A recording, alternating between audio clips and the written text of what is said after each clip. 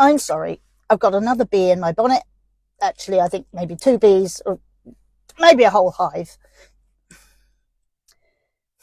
When a driver trainer goes on Facebook and they say things like, I always tell all of mine, or you should never, or why on earth would anyone, those words are not neutral. Always and never have a huge amount of emotional baggage attached.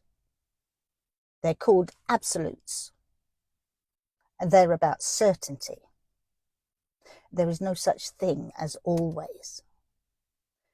From a behavioral science point of view, absolutes are emotional, not factual.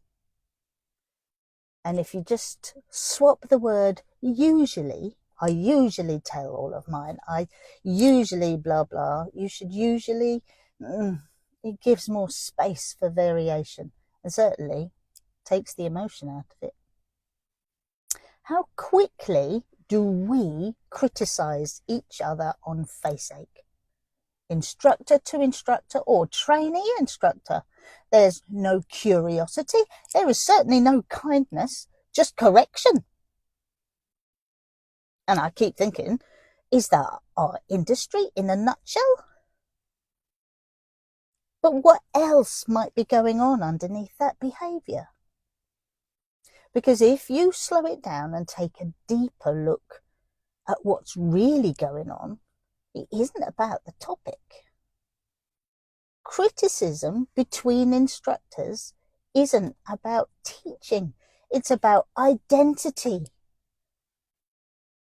It's our basic need to be right. We have a need to trust ourselves and need to show other people that we know what we're doing. That I know that I've got all the answers. It's an eagerness to be correct. It's us reassuring ourselves and other people that we're competent. If you think about it, that doesn't come from confidence. That putting people down usually comes from the opposite. It comes from our history as kids, from the times we have been wrong, we have been corrected. Other people have embarrassed us, made us feel small.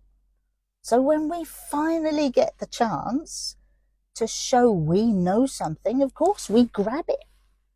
We go for it. But by doing that, correctness becomes armor.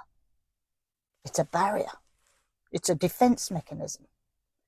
Facebook gives us a stage for that. A confident person would just brush it aside as inconsequential and ignore it. If we can't be curious or kind with each other in our industry, if we can't look at another instructor and think, what reasons, what's going on for you, for you to be doing that or saying that? That's interesting. Rather than they're wrong. If we can't be kind and interested, then why on earth do we think we're emotionally equipped to help any person, any learner or full license holder get in our car? Why do we think we can help them? Because driving is emotional, deeply emotional. Road rage, tailgaters, being late. Telling someone not to be emotional about driving is never going to work, is it? People don't just learn steering and gearing. They bring their nerves, they bring their self-doubt, their upbringing, their history of being criticised. They bring it straight into the car. And driving activates all those reactions to it. We are reactive beings. Behaviour doesn't just come out of nowhere. It's shaped by emotion, context, past experience, and perceived threat. If you think about that, that is what tailgating is. It's a perceived threat the danger from someone else driving too close, and we know they're not going to be able to stop. That's not opinion. That's behavioral psychology. And the other thing, the B, is coaching isn't just asking questions and asking about feelings. Coaching's just about questions. What type of question? When do you ask this? And this is where I struggle. When people tell me coaching's just asking questions. Coaching's just talking about feelings. It is not. Coaching in driver education isn't a technique, it's a way of being. It's noticing emotion before behaviour. And by behaviour, I mean actions. It's noticing the emotion before not checking the mirrors, before the incorrect use of speed, before a dodgy decision.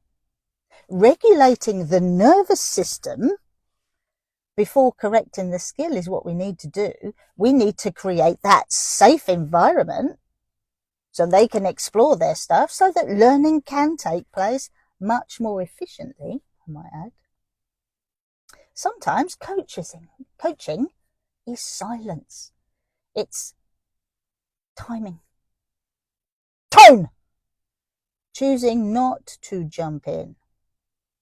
Coaching is letting people be learners and colleagues. And if that sounds uncomfortable, good. Because it shifts power. It moves us from, I know and you don't, to, do you know what? You already know much more than you think. Let's discover the rest of it together. And that's why it matters to me. That's why I wrote my Beyond the Test course. Not for standards check training, but to help us as instructors understand the behaviour, the emotion, the decision making, and equip new drivers to cope. We're not just teaching them the skills of driving, steering and gearing.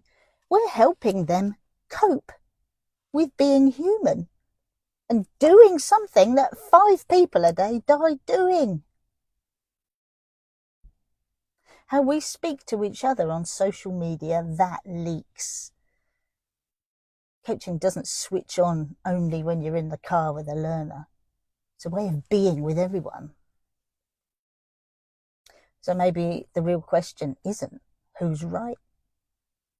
Maybe we needn't be so keen on asserting our opinion as being the only opinion or the only way. Maybe it's, can we be certain and curious at the same time? Trust yourself, but be curious about others. I just wish we could see that we don't have to put other people down in order to make ourselves feel better.